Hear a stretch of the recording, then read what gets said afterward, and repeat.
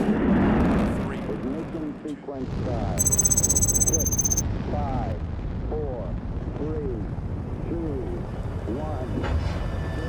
All engine running.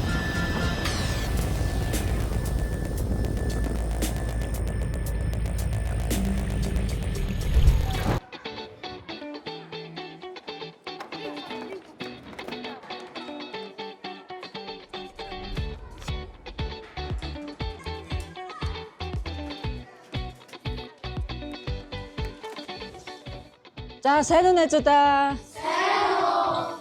Цойлор нэвтрүүлгийн өнөөдрийн дугаар 186 дугаар сургуулийн Мягмар Цэрэн багштай 5-ын ангийнх хүрэлцэн ирсэн байна. За найзууд маань дүүдүү хүүхдийн музейтэйгээ танилцсан уу? Ямар санагдсан бэ? Сонирхолтой санагдсан уу? За тэгвэл та нарт хамгийн их таалагдсан тоглоом ямар тоглоом байсан бэ? Болсоор. Өөр тоглоом гой санагдсан тоглоом байгаа юу? Дэлгүүрүүд мэрэгжил сонголтын гудамж маш сонирхолтой санагдсан баг тий. Тийм маш сонирхолтой.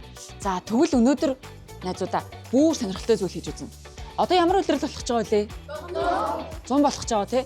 Гадаад дулаарж байгаа аялал жуулчлалын үйлрэл эхлэх гэж байгаа. За тэгвэл өнөөдөр хэдүүлээ бяцхан аялалд явангаа аялаж явахдаа хэрхэн бие авч явах, төөрчин бол хэрхэн амьд үлдэх талаар шинжлэх ухаанч байдлаар суралцах болно. За тэгвэл хэдүүлээ аялдаа гарах уу? За явцгаая.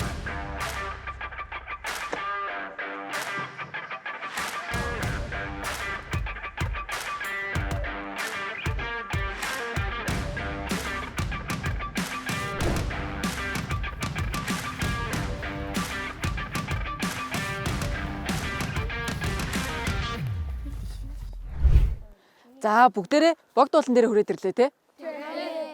За ингээд ангиараа олуулаа байгальд уулан зугаалаад явж байхад хамгийн түрүүнд учирч болох аюул юу юм болоо? Дөөрхүү. За тийм те. Нэг найз нь ингээд алга болчвол тасраад байхгүй алга болчих юм бол бүгдээр мэдэх болов? Мэдхгүй те. Тэгэхээр хэрвээ тэр төөрсөн хүн нь ч өөрөө байх юм бол ямар санагдах вэ? Муухай санагдаж штэ те. За тэгэхээр олуулаа явж байгаад бол хамгийн түрүүнд учирч болох аюул нь төөрөх байх юм байна те. Нэг найз нь салаад алга болох байна. За тэгэхээр хэдүүлээ урьдчилаад тэр аюулаас сэргийлэхийн тулд баг болж хуваагдъя. Баг болж хуваагдахдаа багийн гишүүд болгон мэдээж үүрэгтэй байх шаардлагатай. Нэг хүн ахлагч болно. За хоёр дахь хүн нь болохоор зүгчиг олох үүрэгтэй одоо багийн гишүүн болох нь байна. Гурав дахь нь эмнэлгийн ажилтан болно. За дөрөв дахь нь болохоор цүнхэнд байгаа эд зүйлсээ бүрэн бүтэн байдлыг нь шалгах хянагч болох нь байна. За ингээд хүн болгон үүрэгтэйгээр ажиллая шүү за. За тэгэхээр та нар хин баг болох уу гэд одоо баг болоод хуваагдчих. За тэгээ баг болоо хуваагдсныхаа дараа хин ямар үүрэгтэй ажиллах вэ гэдгийг хоорондоо ярилцаад шийдэн шүү за.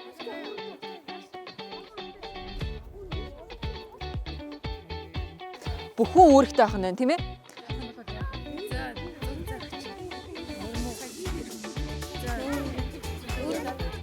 Ийм болох юм бол яах вэ?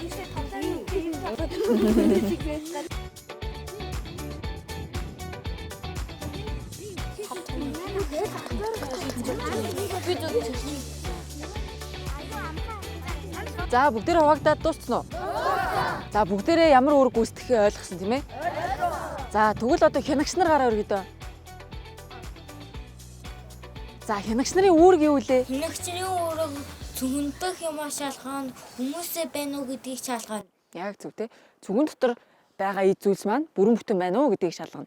За тэгвэл бид нарт цүнхэн дотор юу хэрэгтэй юм болоо? Юу байх ёстой юм болоо? Идэх уух юм. Тэгээд нэг хэрэгсэл багаж байх ёстой. Тийм те. За тэгвэл одоо хэдүүлээ хамгийн ихний даалгавар маань цүнхэн дотор юу байх ёстой вэ гэдгийг сурч авах нэ. За хянагч нар наашаа өрөдөр. Одоо хэдүүлээ цүнхэн дотор аялж байх үед юу хэрэгтэй вэ гэдэг талаар ярилцгаая.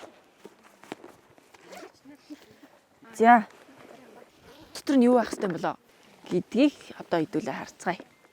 За энэ нэг юм сав байна тий. За энэ тавьчих. За энэ сав дотор юу вэ? Им байна. За энэ юу вэ? Төл байна тий. Төлөөр яах юм бол хэдүүлээ? Зүг чиг заах юм болов багшаа. Төлөө. За хэдүүлээ бас сурнаа. За төлөө. Энэ юу юм болоо? Зүг чиг. Зүг чиг үү? За энийг юу гэж нэрлэдэг юм болоо? Луучин гэж нэрлэдэг тий. Яг зөв. За энэ хайрцаг дотор нь байгаа бас бүх зүйлсийн бүрэн бүтэн байдлыг та хэд хянах нь тий. За энэ юу юм бол? Уян бэнт байна тий. За энэ хүүн байна. Бэнтэй ажиллах хайч байна. Халуун эмчигч байна тий. За гих мэтчлэн хэрвээ яаралтай үед хин нэгэн гэмтэх юм бол тусламж үзүүлэх анхан шатны эрхслүүдийн дотор байгаа юм байна. За бас дээрэс нь ус хэрэгтэй тий. Хэрвээ хин нэгэн төөрч юм бол тэр хүн усгүй олон цагаар явах юм бол яах вэ? Өхөн. За хэцүү шүү дээ тий. Тэгэхээр ус бол маш хэрэгтэй байх нэ. За энэ юу юм бол? Шүгэл шээ. Энэ гал асуудаг очлуур байхгүй. Энэ бол заавал байх шаардлагагүй ч гэсэндээ хэрвээ удаан хугацаагаар ч юм уу олон өнөөр аялах байгаа тохиолдолд бол байвал хэрэгтэй байх нь тийм ээ. За энэ болохоор шүгэл. Шүглийг яаж ашиглах юм бол? Төөрчүүл хин хүлээж Нөгөө үнэн дагаад шүгэл дуугааны дагаад тийм хин нэгэн тусламж дуудаж байна гэж ойлгох нь байна тий.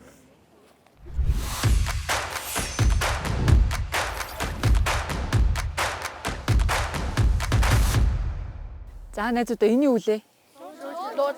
Луужин яах үүрэгтэй вэ? зүгчийг Гэрэл асаах үүрэгтэй юм. Зөвгчийг олох үүрэгтэй тий. За тэг яаж зөвгчийг олох юм бол? За луужин ашиглахдаа бас газрын зурагтай хамт ашигладаг байхгүй юу? За энэ луужин дээр байгаа энэ үсэг чи юу вэ? Норт. Яг зөв норт шүү дээ тий. Норт уу хойд зүгийг үргэлж зааж идэг. Тэнгүүд газрын зурган дээр бас энэ үсэгтэй тэмдэглэгээ байдаг байхгүй юу? Тэгэхээр хэдүүлээ яг ямар ч мэдгүй газар зогсоод газрын зураг барьсан. За гэтэл хойд зүг рүү яваа гэдэх юм бол хаашаа явахыг мэдхүү. Мэдхэд маш хэцүү тийм ээ. Тийм учраас тэр үед луужингаа ашиглаад хойд зүгээ олоод түүнээсээ уруулаад бусад бүх зүгээ олоод явж болно шүү дээ. За газрын зураг болон луужингаа ашиглахдаа гараа тэгшгэн байрлуулж агаад дээр нь луужингаа тавиад за ингээд зүүн доктортой болтол нь хүлээн. Хажууд нь ямар нэгэн төмөр ч юм уу утас эсвэл соронзон орныг нь одоо өөрчлөх тийм зүйл байлгаж болохгүй. За ингээд 50 болтол нь хүлээн. За одоо хөдөлж гин үү? одоо хөдлөхгүй. За яг хөдлөхгүй 50 доктортой болоод заасан энэ зүг бол хойд зүг байна тийм ээ. За одоо бүгдээрээ баг багаараа хэрвээ ойд ямар ч зүг цэг мэдэхгүй газар төөрч юм бол хэрхэн зүг чигээ олох вэ гэд баг багаараа турш үзье за. За тэгэхээр баг багаараа олж зогсоод за тэгээ бүгдээрээ зүг чигээ олноо.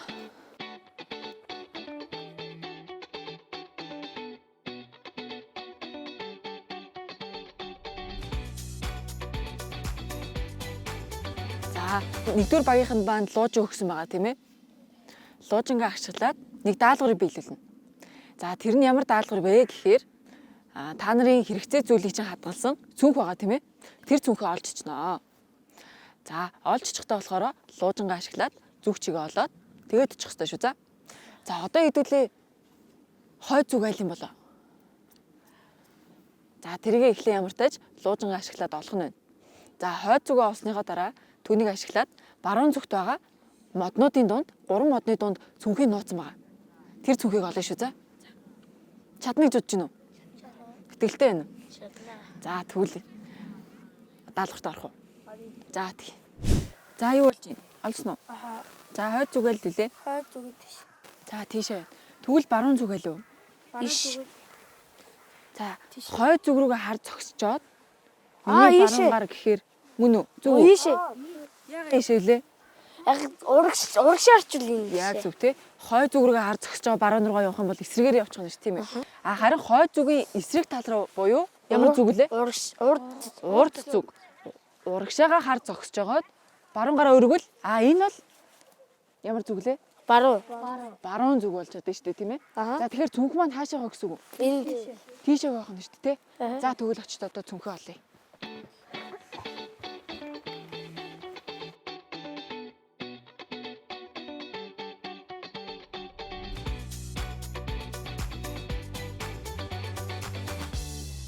луужингаар эхлээ хойд зүг болоод тэгээд хойд зүгийн баруун тал нь жинхэнэ баруун тал биш. Тэгээд эсрэг тал нь урд зүг болохоор урд зүг рүүгээ хараа баруун гар руугаа харахаар жинхэнэ баруун зүг нь байгаа. Зүг чигээ олоод цүнхээ олсон.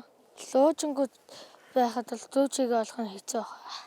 Би ер нь луужингуу ойд төөрч юм бол од нараар зүг чигээ олдог гэж сонссон. За одоо 2 дугаар багийнхан зүгчийг олох даалгавраа гүйцэтгэх нэ. Хэдүүлээ дотор нь чухал хэрэгслүүд нууцсан байгаа цүнхээ олно. За эхлээд луужингаа ашиглаад хойд зүг олчин тийм ээ. За үүний дараа зүүн зүгт явах юм бол тэнд нэг модны мөчөр босгоод тавьсан байгаа. За тэр модны мөчрийг олсныхаа дараа урд зүг рүү явах юм бол цүнх нь байгаа шүү за. За ойлгосноо?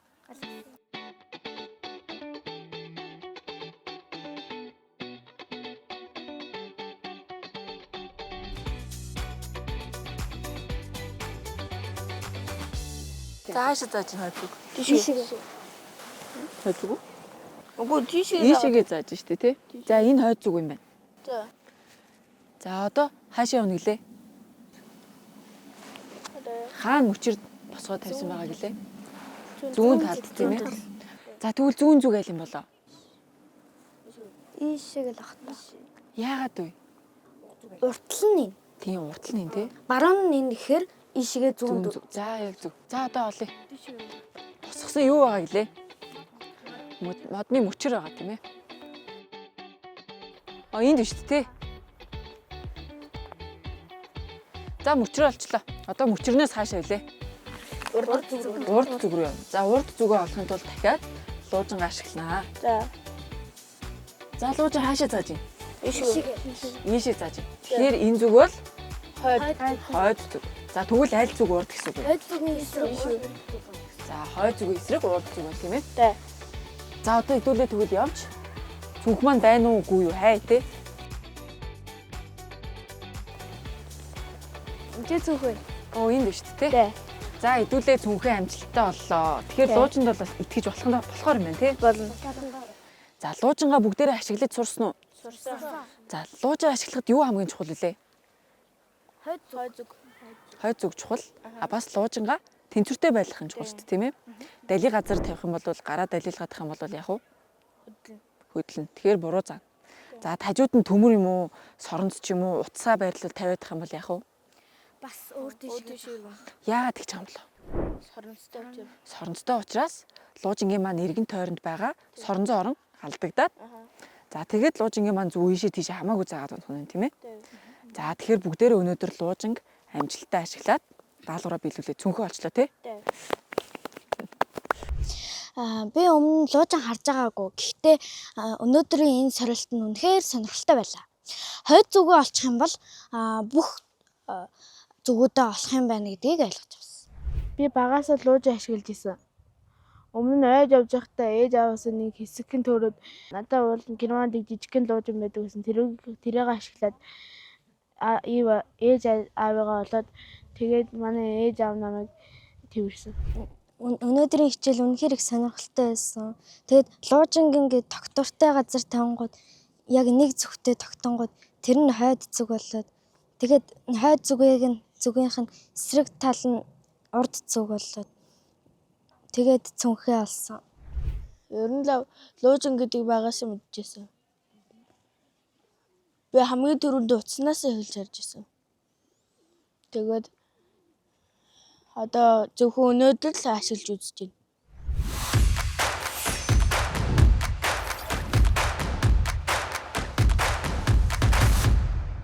За сая бүгдээрээ луужин ашиглаад хэрхэн зүг чигээ олох талаар мэдэж авсан тийм ээ. За тэгвэл луужингүй явж байгаа санаанд төөрчүүл яах вэ? Модны сүдэр. Модны сүдэр үү?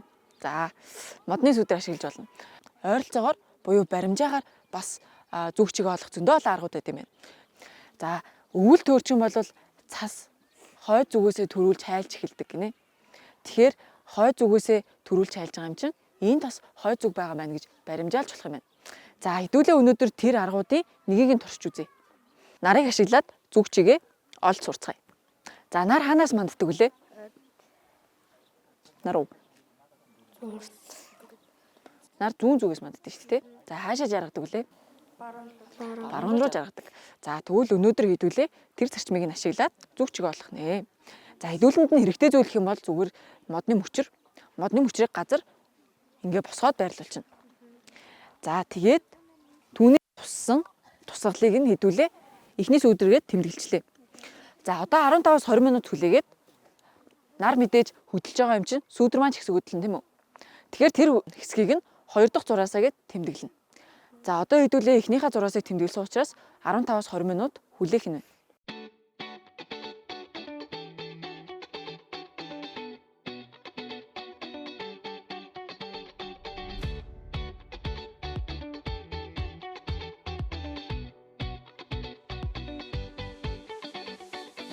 За хэдүүлэнгийнх нь эхний тэмдэглэсэн хэсэг энэ байна тийм ээ. 2 дахь сүүдрээ энд туссан байна гэд тэмдэглэсэн байгаа тийм ээ. За эхний модоо хэдүүлээ А гэд нэрлэж. Харин 2 дахь мод маань бол Б. Энэ хоёр мод маань А-гаас Б рүү одоо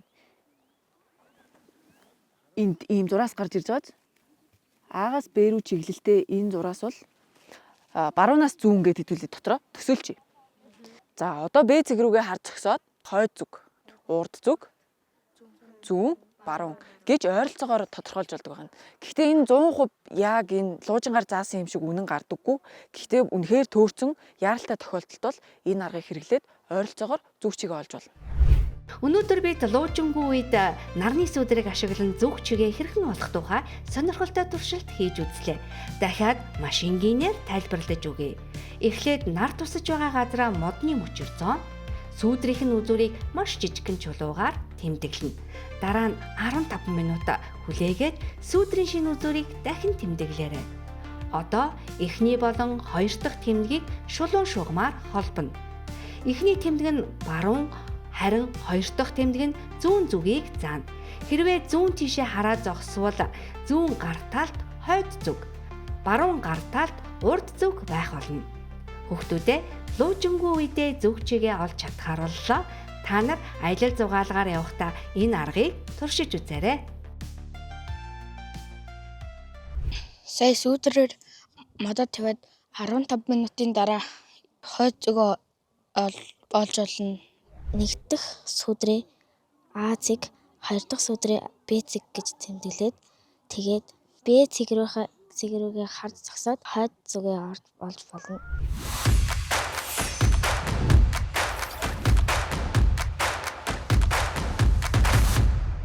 За хэдүүлээ сая зүг чигээ хэрхэн олох вэ гэдэг талаар мэдэж авсан тийм ээ. Тий. Луужин ашиглаад яаж зүг олох вэ? Эсвэл бол луужингүй байсан ч яаж зүг олох вэ гэдгийг мэдэж авсан. За хэрвээ одоо хэдүүлээ төсөөлөд үзье. Найзуудаараа зугаалаад модон дотор явж исэн чинь чи ганцаараа салаад үлдсэн. Тэгвэл хамгийн түрүүнд юу хий гэж бодох бол Арилж дууч юм уу? яг зөв бусдаа би энд ганцаараа төөрчлөө шүү гэдэг мэдээллийг өгөхийг хүсэн шүү дээ тийм ээ. За тэрний тулд юу хийх вэ? За орилж болж байна. Өөрөөр яах вэ? Өөр буцаж хараад явж болно. Буцаж хараад явахаар ч бүр эсрэг зүргээ яваад өгвөл яах вэ? Тэгэхээр найзууд чинь хаашаа явсыг мэдэхгүй байгаа бол нэг газараа зогсоод найзуудаа мэдээлэл өгөх хэрэгтэй байна. За тэгэхээр дэлхий даяараа за энэ хүн ийм тохио өгөх юм бол аюулд орсон байгаа юм байна шүү гэдэг одоо нэг тохион дээр тохирсон юм байна л та.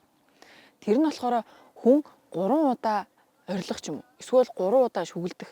Эсвэл 3 ширхэг гал хасаад дээш нь 3 ширхэг утаа гаргах юм бол би энд аюулд орсон байх шүү гэдгээ мэдгэж байна гэж хэлж байгаа гэсэн үг юм байна. За тэгэхээр нэг тохио өгөх арга нь болохоор шүгэл ашиглах. Хэдүүлээ сая цүнхэн дотроо байх ёстой зүйлс юм аа нэг бол шүгэл гэж ярьсан тийм ээ. За тэгэхээр шүглээр тохио өгвөл яа гэсэн үг вэ? 3 удаа тохоо. Яг зөв 3 удаа шүглээд дуурна гэсэн үг байна тийм. Гэт 3 удаа тохио өгөх юм байна. За тэгэх юм бол энэ хүн аюулд орсон байгаа юм байна шүү гэж мэдэх нь байна тийм ээ. Тэгэхээр та нар ч гэсэндээ аялал зугаалгаар явж байгаад хаа нэгтэйгээс 3 удаа шүглэний чимээ сонсогдох юм бол юу гэж бодох нь вэ? Аюулт орсон. Нэг хөө аюулд ороод төөрсөн юм. Тийм яг зөв. 3 ширхэг бас утаа арах юм бол тэнд хин нэгэнд тусламж хэрэгтэй байгаа юм байна шүү гэж бодох нь тийм ээ. За тэгвэл бүр хол нэг нисдэг онгоц нисчий. Та нарыг ингээд аврах гад явж гин хайгаад явж. Гэтэл чи шүглээр ч юм уу орилоод тэр онгоц сонсохгүй бол яах вэ? Галаа. За гал асааж болж байна. Гэтэл гал асаах чинь маш хэцүү шүү дээ тийм ээ. Төөрцөө явж байгаа хүн ганцхан гараараа гал асаана гэдэг чинь хүндрэлтэй тийм үү? За тэгэхээр толийг ашиглаж болд юм байна. Сая хэдүүлээ цөнгөн дотор бас толь байх ёстой гэж ярьсан шүү дээ тийм ээ. За яг аялагчид аялын нэвтрүүлэг хийдэг хүмүүс байдаг да. Тэр хүмүүс болохоор бүр зориултын энэ ч ийм онилдог яг тусгахыг хүсэж байгаа газар руугаа онилдог юм бууны дууран шиг онилгоотой тийм толь байд юм байна л да. Гэхдээ заавал тийм толь шаардлагагүй зүгээр ийм жижиг толь байсан ч ашиглаж болно. За энэ толио тусгахыг харуулна. Тийм яг зөв. Нар руу харуулад тэгэхээр нарны гэрэл толин дээр ойно гэсэн үг. За тэгэнгүүт яг тусахыг хүсэж байгаа чиглэл рүүгээ эргүүлэх юм бол тэр чиглэл рүү нарны гэрэл толин дээр ойгоод тэгээд туснаа гэсэн үг. Тийм аймаг хол тус чадах юм бүү? Чаддаг. Толны тусгал бол маш хол тусдаг. Хол зүг рүү тусгахад нэлээд хүндрэлтэй. Ойрхон зүг рүү бол чиглүүлэхэд амархан байгааз. За чам дээр гэдэг ингээ ойрхон тусч тийм ээ. Гэтэл бүр хол байгаа жишээлбэл тэнд нисэж байгаа онгоц руу дохио өхийн тулд бол нөгөө саяны дурдсан тэр нөгөө онилдог зүйл хэрэгтэй болдог. За тэр зүйлийг тэгвэл яаж орлуулах вэ гэх юм бол гараа ашиглаж болно. Гараа доор нь байрлуулад за энийгээ яг тэр зүг рүүгээ тусгаад нэг нүдэ анаад ингээ харах юм бол яг тэр зүг ингээ харагдан тийм ээ. За тэгээд толио дээр нь байрлуулад тэгээд тэр зүг рүүгээ гараараа гарныхаа тусламжтайгаар чиглүүлэх юм бол бас харагдаж болдог.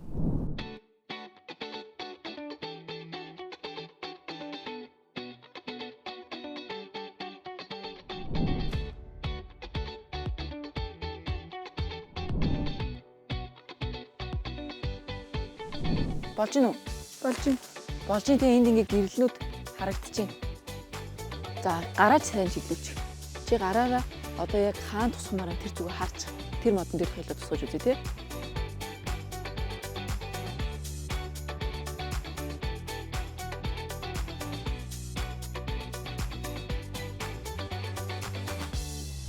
Хүүхдүүдээ 3-ын тоо гэх юм бол тусламж гэж болно.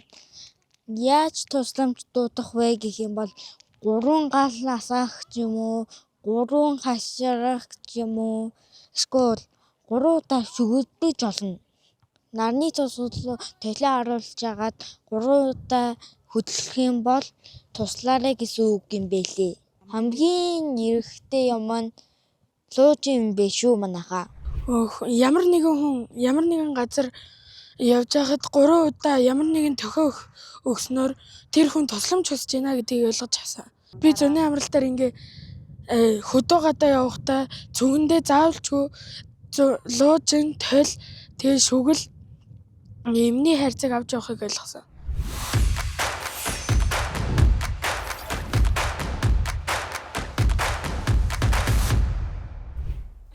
За сая хэдүүлээ. Хэрвээ төөрчих юм бол яаж зүг чигээ олох вэ? Бас дээрэс нь найзуудтай хэрхэн тохиог өгдөг талаар сурсан тий. За тэгвэл одоо дахиад төсөөлье заяа.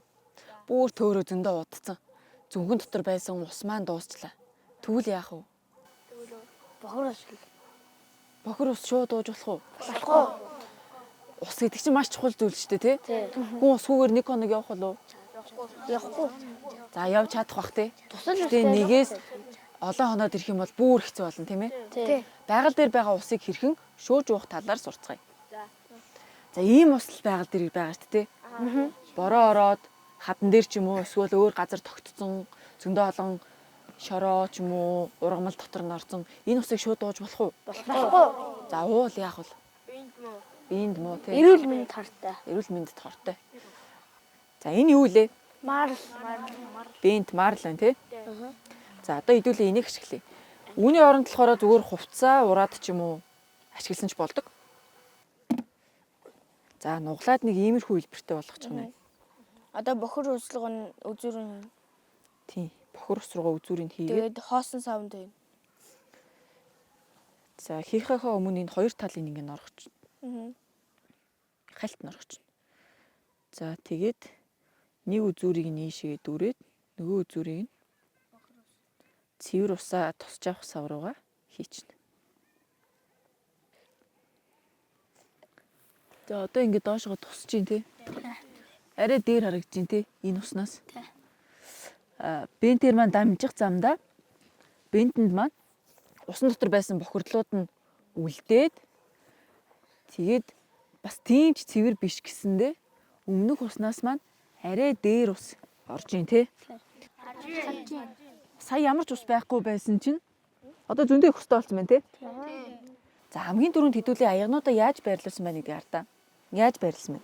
Дээрээс нь доош шүүлгэлж байгаа ууж байгаа доор нь. Тийм яг ингээд шачиг ингээд тавьсан байна тий.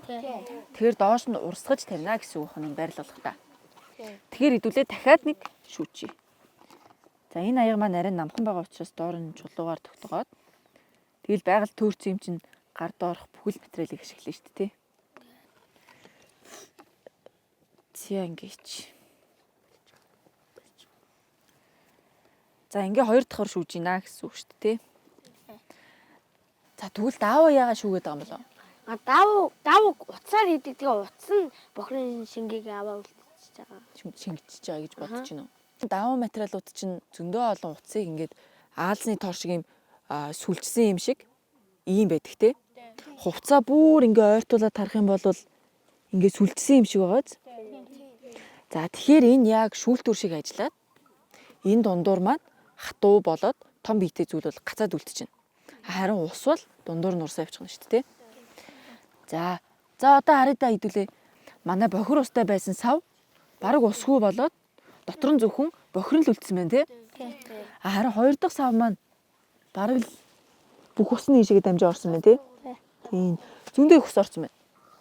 За гэтэл гурав дахь сав нь маш бохир байсан усыг шүүгээд бас арай гайг болгочлоо тий. За даавуугаар бол шүүж болдгийм байна гэдгийг хэдүүлээ харлаа.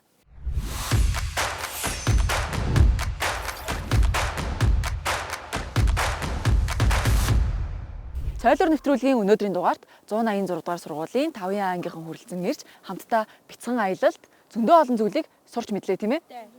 Та нар сонирхолтой байсан уу? Сонирхолтой. Зөндөө олон зүйлийг сурч мэдэж чадсан уу? Чадсан. Дараа нь аялалд явбал хэрхэн аюулгүй байх талаар мэдээлэл авч чадсан уу? Чадсан. Дараагийн дугаараар уулзцгаая. Баярлалаа. Баяртай.